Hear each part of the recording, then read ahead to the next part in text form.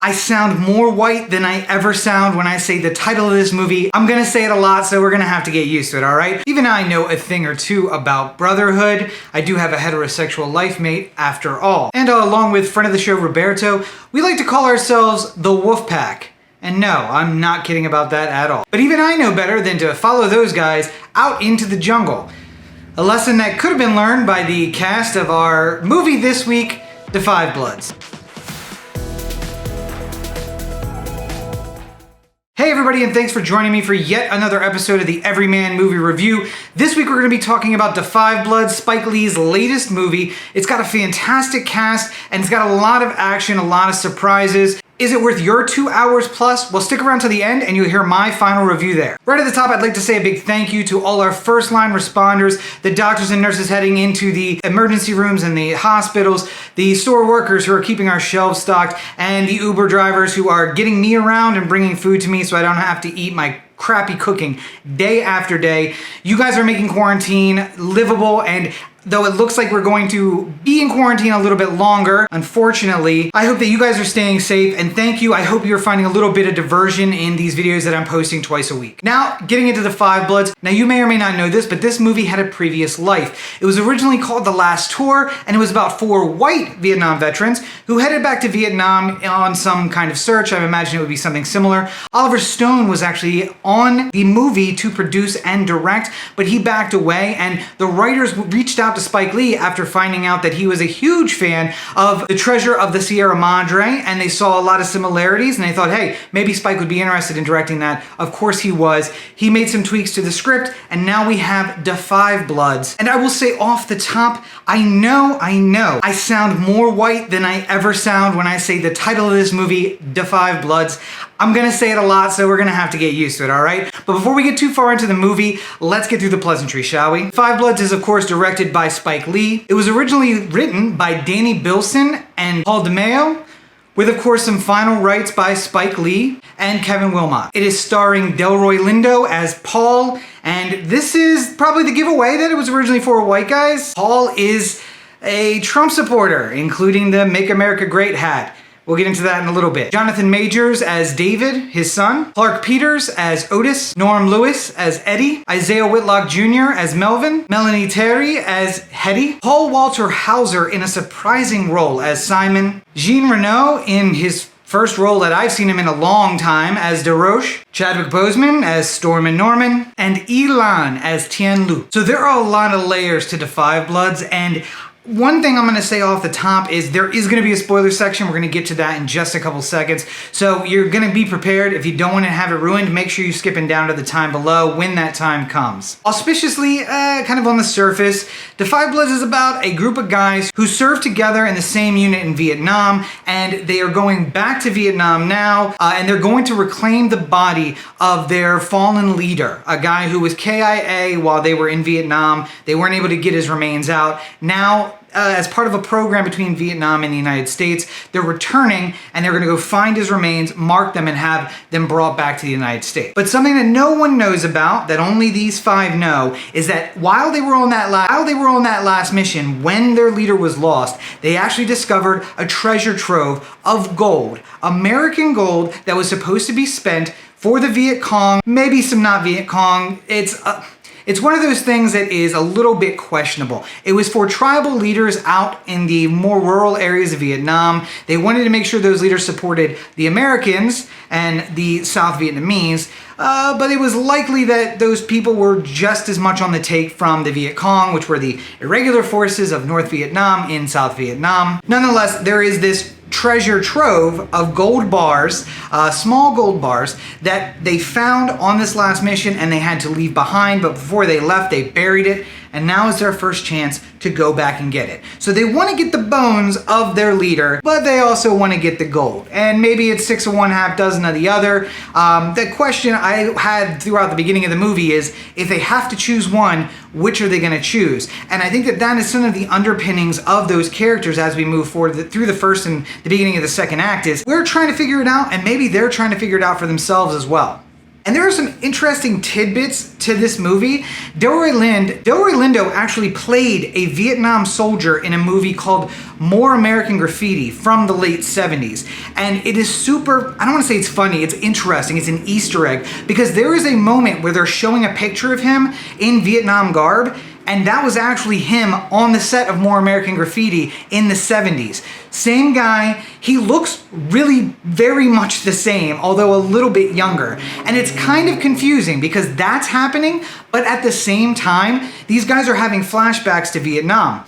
But everyone around them is young guys, 18, 20 years old, and they are their current ages. Now, I take from this, of course, that these guys are in Vietnam and they've never really left. That is what I hear from a lot of Vietnam vets, that although they came home and they went on and lived their lives, a part of them is always back there. And in fact, I heard from some family members that they could never go back to Vietnam because whatever they left back there needs to stay back there. They've built a whole life here. They're a whole different person, and they don't want to go digging into that casket of that person that they left behind. But what we see from these guys when they start having flashbacks of the things that happened is they're still there. They're back physically, but they never left in a way mentally. So it's very interesting to have that happen. And Delroy Lindo, who looks so much like he did in 1979, and then we see this picture of him from 79, he looks so similar. And he's a character who you kind of want to hate. As I said in kind of the introduction there, he is a Trump supporter through and through. He is a conspiratorialist. There's got to be a word there. There's a correct one somewhere. But he's a guy who believes in QAnon, and that he's the guy who thinks that the coronavirus vaccination is a way for Bill Gates to track you. Spoiler alert, it's not. And he proudly wears his Make America Great hat all the way through the movie in a way that is upsetting in a whole different way than the rest of the movie is. And the other guys, they seem to take it in stride. I think I kind of get that. I don't travel home very often, but when I do, I occasionally hang out with the friends from home. As I said in the very introduction, I have my heterosexual life mate and my friends here in LA, and we are kind of moving on with life. And there are some people back at home who have their life there. That is not me. I chose to leave and to do something different. But we still are bonded by those memories, right? We're bonded by those things that brought us together back then, in the same way that these vets are bonded by those things. And although they may have changed a lot in the years since they've seen each other, just like I have changed since I have seen those friends from home, it's those memories that really bond us together. And much like these guys into Five Bloods, sometimes I have to turn off parts of my brain. Now, in recent months, I have come to the realization that I'm no longer going to do that. I need to be the one who is calling people out on these beliefs that they have that are flawed. It's no longer okay, and it should never have been okay, for me to just let them spout their nonsense and ignore it. But the guys on to Five Bloods kind of look at their friend and say, I don't know what's going on with you, but okay, we're going to forget this. So the guys do probably the most difficult thing any of them has done in a very long time. They enjoy Hanoi. They're kind of enjoying what it is to be in Vietnam when it's not wartime. And then they strap on packs and they are hiking into the wilderness to go find these GPS coordinates that are the only indication of where this gold might be buried.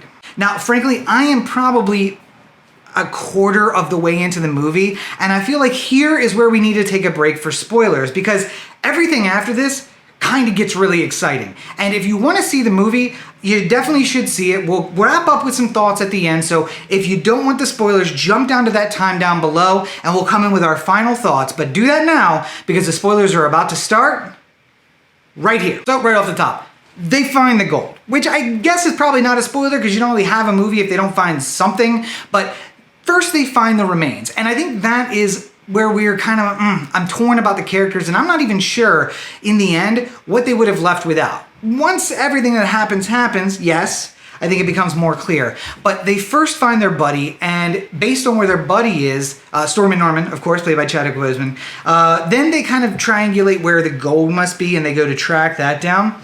And it feels to me like they do it a little quickly. Like they have like a little prayer and like a little moment of reflection over his body, and then immediately they're like, all right, where'd that gold at? And they go searching.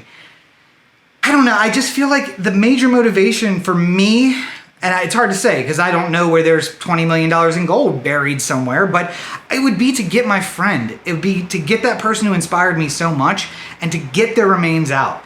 And I would have to take more than 2 minutes just of saying a little prayer and be like, yeah, we got you, we're taking you home. That's not enough for me. But obviously the movie's already over 2 hours. Maybe it was just like, all right, we got to hit this and hit this because we got places to go. So they find the body, they find the gold, and then the first, I think, thing hits them that hit me too, and I'm like, oh, 5 guys in their 50s and 60s are about to hoof out $20 million in gold bars.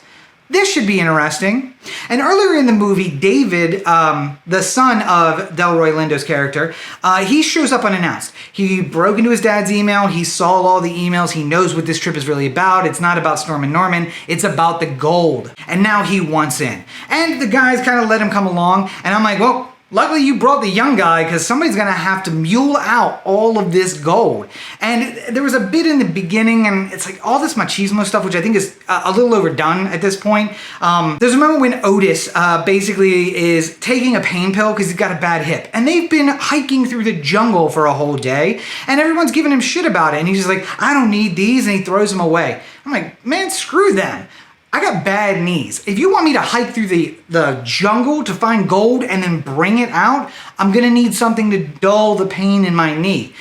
But, you know, machismo says, oh, no, I can do it too. I'm just as strong as you guys. I don't do all of that. But I don't know if that was just thrown in there. I mean, it's not based on a real story. It's a fictional story, so I don't know where it comes from. I just think it's one of the last remnants of that sensation of like, well, yeah, we gotta have that moment where they all buck up a little bit. Like, I could have done without that. And of course, they're not alone when they find the gold. They are being tracked by some Vietnamese locals. Delroy, of course, believes that they are being sent there by Otis's girlfriend. Another little side story that I thought was very interesting. Otis meets up with a woman who he hasn't seen since he left Vietnam. And of course, he has all of these feelings and I can imagine what he's feeling.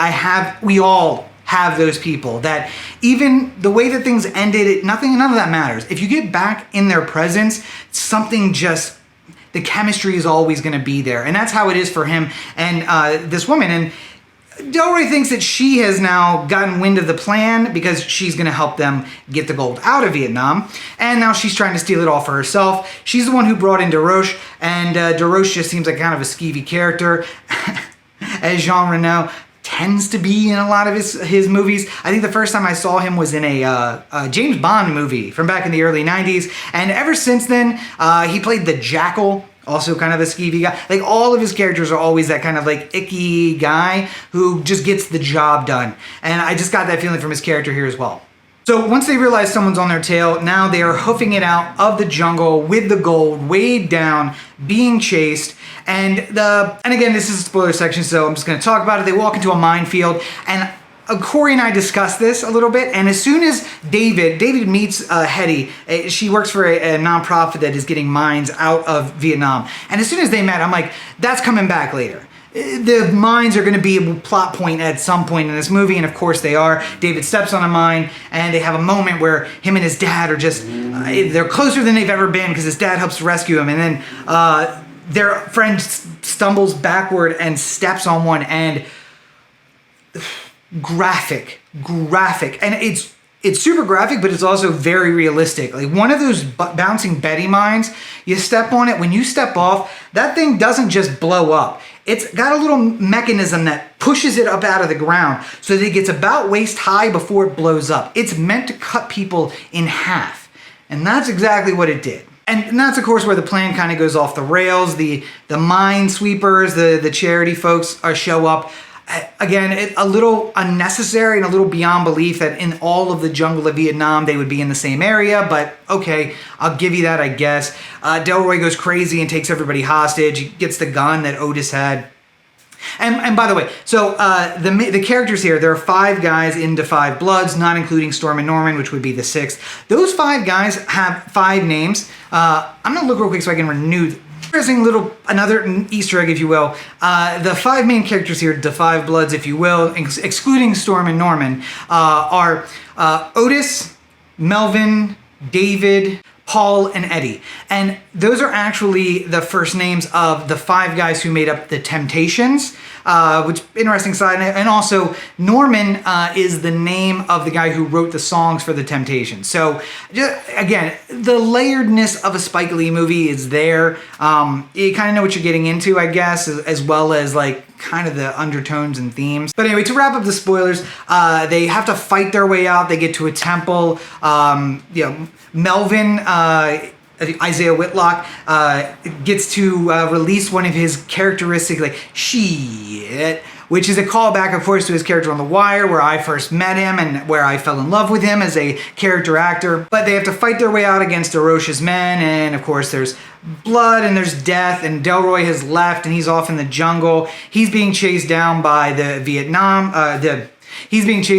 Vietnamese guys, and DeRoche meets them, but he double crosses them and tries to take the gold. And there's a lot going on, and I think it's way more than needed to be there. It's a lot of overkill. But in the end, David and Hetty and Otis make it out, and those guys got to relive a little bit of Vietnam, and David gets to experience a little bit of why his dad is so broken in the head. And they do the right thing, I guess, with the money. They give the money to the families of the guys who died on the trip, and of course the Storm and Norman's family, and make big donations to the movement and everything. So, I mean, it's all kind of wrapped up at the end, but I just feel like it's a lot like Yoshi Island, the track in Mario Kart, where there's like 1,000 different ways you can get through, but there's only one start and one finish line. The movie starts in the right place and it ends all wrapped up nicely, but it goes 1,000 different directions that were really unnecessary, and that's what makes it over 2 hours long. I think you could have cut out a lot of that stuff and still been there, but we're of course getting beyond some of the spoilers now. So let's invite everybody back in, and we're gonna wrap this thing up right now. So I was just saying kind of at the end of the spoiler section that the Five Bloods is a lot like Yoshi Island and Mario Kart. So start, finish line, very easy, and there's like 1,000 different ways to make your way through the map. That's kind of how The Five Bloods is. It feels like it's got a concise beginning and a very concise ending, and there's a lot of little extra trips, B, C, D storylines. They all wrap up concisely by the end, but most of them aren't necessary, and that is what pushes the time to over 2 hours. I think I would have enjoyed a nice 110 minute version of this movie without all of that extra storylines. I loved the guys, I loved their dynamic. Those guys played by these actors on a trip to get their friends' remains and go get the gold. That's all I really need. I don't need all of the extra details and stuff. And not that it didn't make it a more well-rounded movie, not that it isn't exactly what I expect from a Spike Lee movie, which it is, absolutely. 2 hour runtime and all of the subplots and sub-subplots. That's what I've come to expect from it. But in the end, was it necessary? I don't know. Did I enjoy it? Absolutely. I thought it was a fantastic movie, and although I could tell kind of from the beginning that the original probably plot was based on 4 white guys, I thought this was a unique story. It's a unique African-American story when it comes to how Vietnam feels for those veterans and how they, I mean, it's been kind of popularized recently, but like just the way that we treated Black Americans here, and yet so many of them were called away to go fight in Vietnam. It just, the irony of it, the ironic nature of that, and now these guys going back and kind of completing that story for them, there's something in there that kind of like resonated deeply with me. And for that reason, I'm gonna give it a positive review. But the 2 hours and 2.5 hour runtime really just puts a damper on it, because then when other people who I want to watch it with want to watch it, they see that runtime and they see Spike Lee and they're like, I don't know about that. So I ended up having to find time on my own to watch it. And that is, I want people to enjoy the things I enjoy, and I know that it's good. And an hour and 10 minute version of this, a concise story that's easy to follow for people who aren't movie files and aren't looking for all that depth, I think that would have been much more enjoyable. But of course, this brings us to our typical, let's ask ourselves a question, shall we? So, do you like war movies? There's a lot of war, flashbacks to warfare and kind of modern warfare towards the end of it.